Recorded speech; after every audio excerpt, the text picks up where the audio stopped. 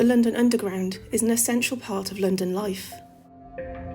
Millions of commuters and tourists use it every day, making their way through the winding tunnels, down the escalators, along the platforms and onto the trains. From the dangerous days of construction, through times of conflict and attack, there have been thousands of deaths on the tube. Hundreds of graves, cemeteries and plague pits were disrupted in its construction and expansion, and it seems many souls refuse to leave this marvel of engineering. Could this explain why the London Underground is reputedly so haunted?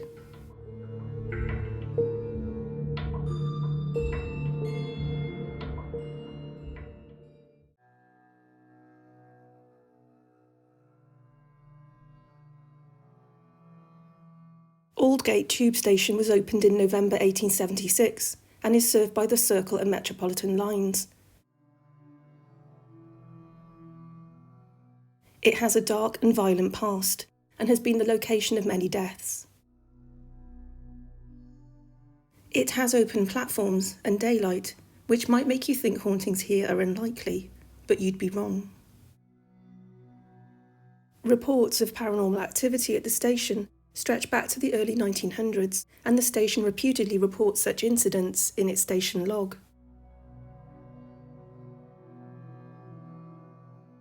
Like many London stations, Aldgate was built on the site of a bubonic plague pit behind St Botolph's Church, thought to date from 1665, containing over 1,000 bodies. Author Daniel Defoe described the pit as being 40 feet in length, 16 feet wide and 20 feet deep. He wrote, "For though the plague was long coming to our parish, yet when it did come, there was no parish in or about London where it raged with such violence as in the two parishes of Aldgate and Whitechapel. Over 4,000 residents at Aldgate lost their lives to the plague." In September 1876, just before the station opened, 2 men were buried alive during the construction of a tunnel between Liverpool Street Station and Oldgate. 20 yards of the brickwork fell in, carrying with it a horse and cart and the driver. Neither the man or the horse were injured, but 2 of the workmen below were instantly killed, while the remainder were buried beneath the fallen mass of brickwork and rubble. It seems Oldgate Station is shrouded by death, some deliberate, some accidental. In 1877, the body of a newborn baby girl, wrapped in a towel and brown paper, was found in a third-class carriage of a train. A railway inspector was hit and killed crossing the line at the station in 1913, and in 1935, a man found dying on the tracks between Liverpool Street and Aldgate had his leg amputated on the platform of the station. Sadly, he did not survive and died later in hospital. Oldgate is very much in the heart of Jack the Ripper territory. The violent murders by an unknown person shocked and horrified London's East End in 1888's Autumn of Terror. A series of gruesome murders took place here, plunging London into turmoil, with prostitutes strangled, bodies abandoned, often in the streets, parts frequently removed with surgical precision. The area was impoverished, dangerous, and extremely overcrowded. During the months of the Ripper murders, the police and media outlets received a sea of letters claiming to be written by Jack the Ripper himself. The media frenzy gripped the country, and many people couldn't resist becoming part of this sensational investigation. Hundreds of letters written by pranksters flooded the investigation.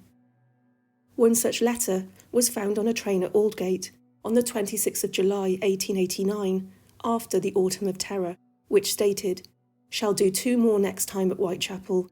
Yours to the letter, Jack the Ripper."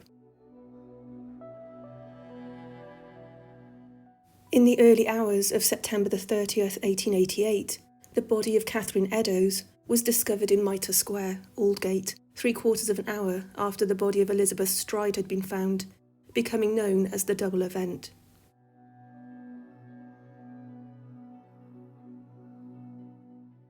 Eddowes had been arrested for being drunk and disorderly earlier that night, but when she left the police station at Bishopsgate, she headed towards Aldgate, where she would be killed.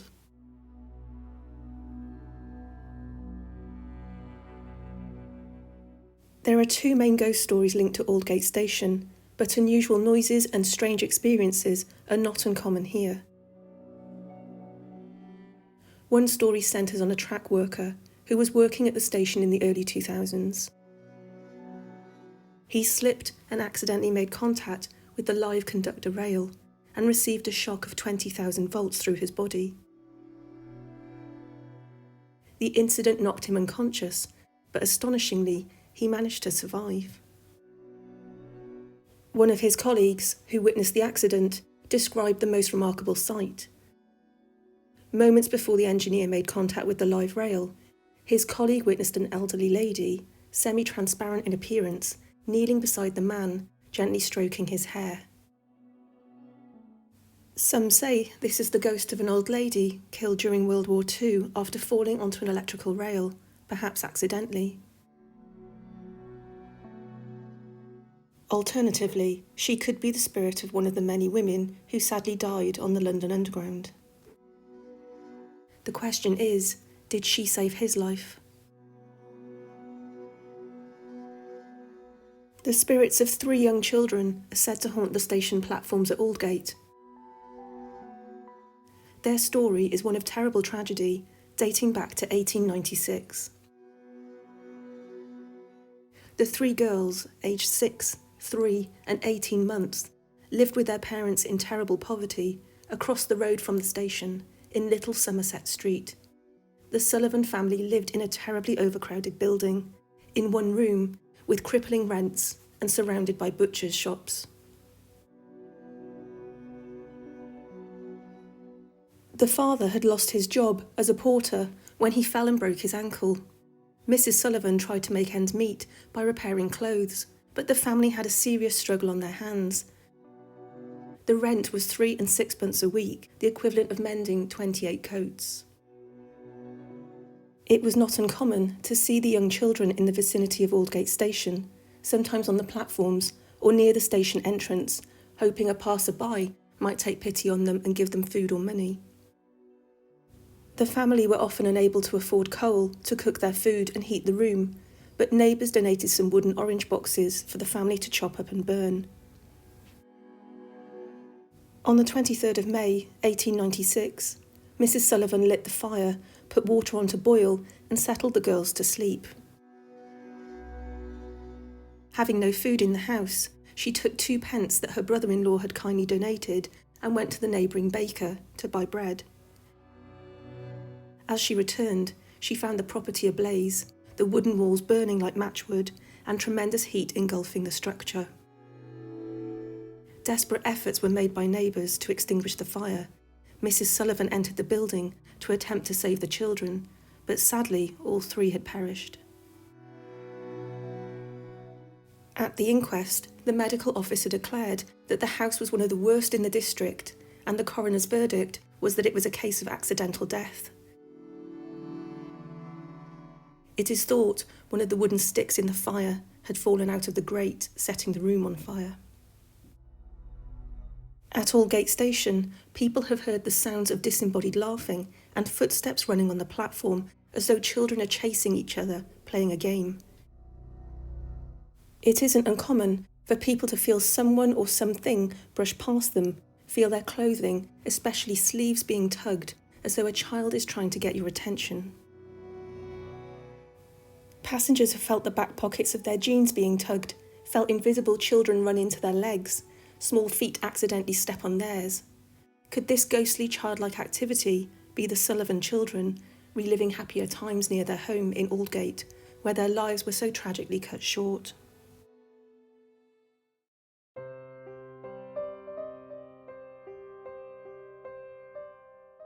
Located south of the River Thames in the borough of Southwark, Elephant and Castle is served by the Northern Line and is the southern terminus of the Bakerloo Line. The Northern Line station was opened in 1890 by the City and South London Railway and seems to be the epicentre of paranormal activity at Elephant and Castle. The first baby to be born on the London Underground network was born here in 1924, and the station was used for shelter during air raids in the Second World War. Like so many stations on the Underground, it is not without its fair share of tragedies.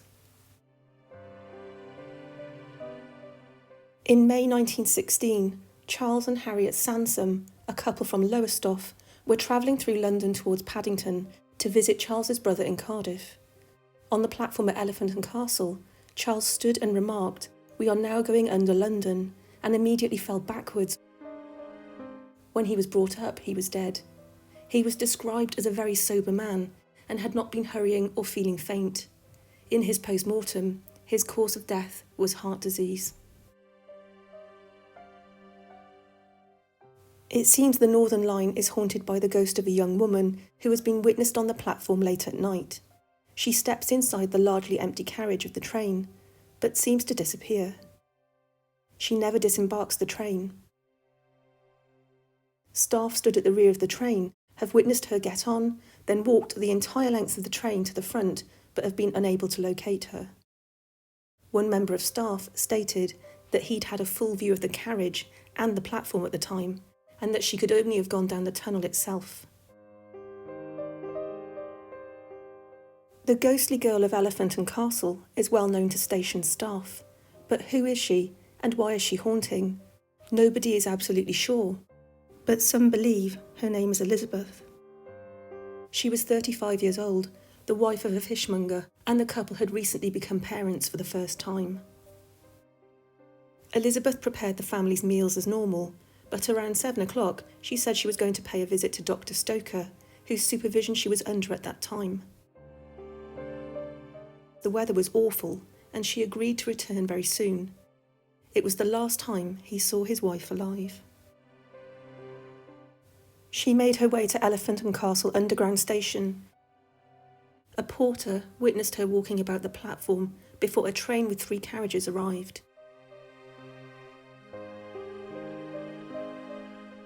He saw her lying between the carriages. A doctor was called, but sadly it was too late, and her life was pronounced as extinct. Dr. Stoker, Elizabeth's doctor at the time, declared that he'd known the deceased for many years. He'd seen her 2 days before her death. She complained of extremely unpleasant headaches and was given strong medicine.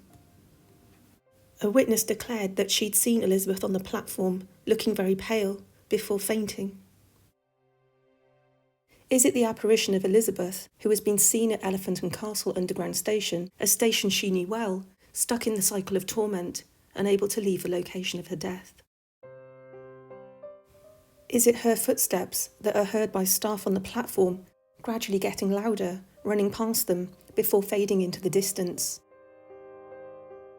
Travellers on their own, with empty seats surrounding them, have reported looking at the carriage windows opposite them on the northbound Bakerloo line to see the reflection of a ghostly person sitting next to them.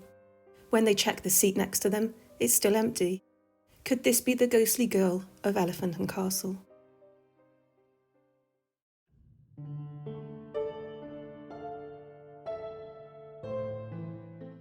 Staff and passengers at Liverpool Street Station have experienced a number of mysterious incidents and happenings in both the rail and underground stations.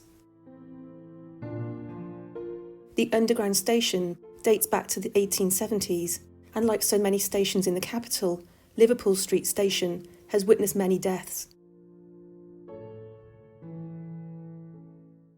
In 1909, a minister travelling to see his wife in a West End nursing home had a heart attack on the underground platform. In the same year, William Knightley, a builder working in London, overstepped himself, turned completely around and tumbled headfirst down to the bottom of a flight of stairs and died from a fractured skull. Just outside the station entrance, in 1914, Sidney Smith shot and killed Joshua Delara, a newspaper vendor, for no apparent reason. At the Old Bailey, he was found guilty but insane and sentenced to prison.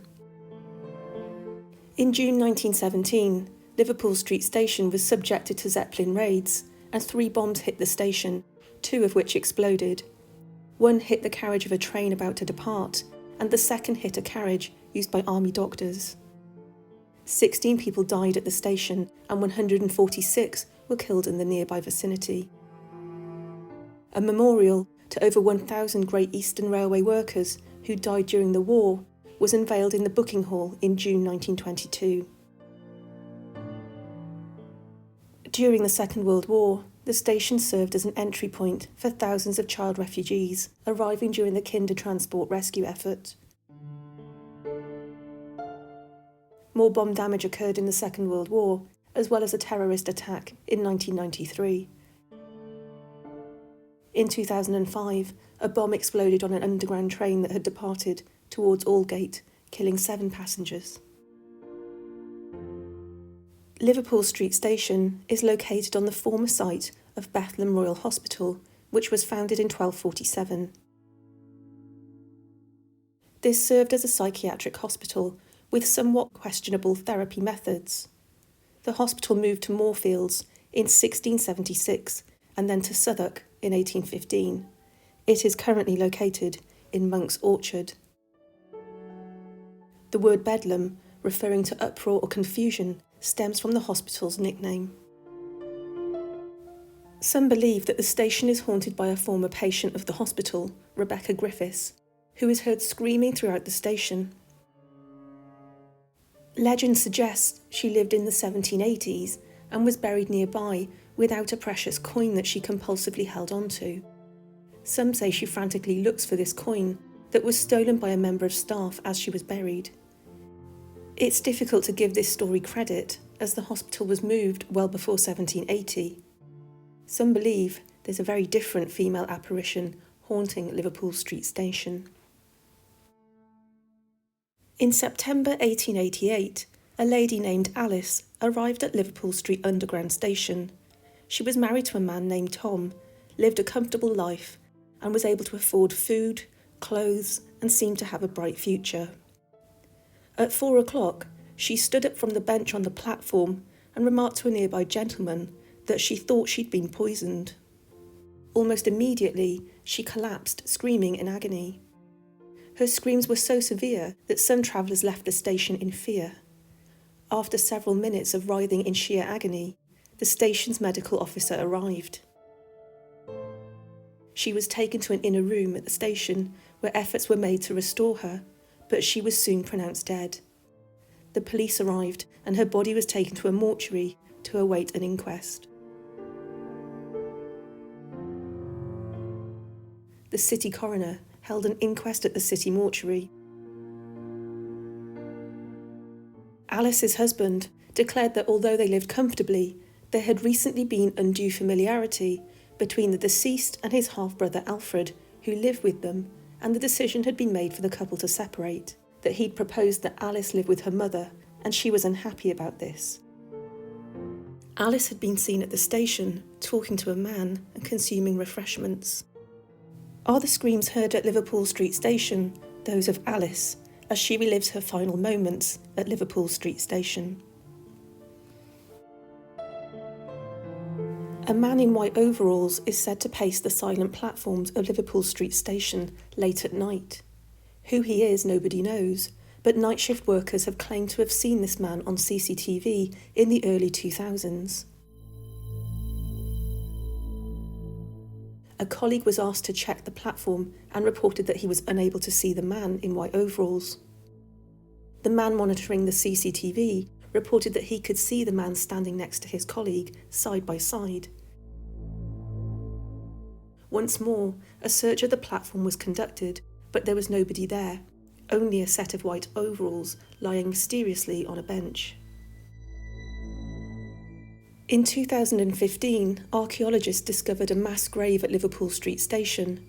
More than 3,000 skeletons were discovered, dating back to 1569, when the area would have been the cemetery for the Bethlehem Royal Hospital.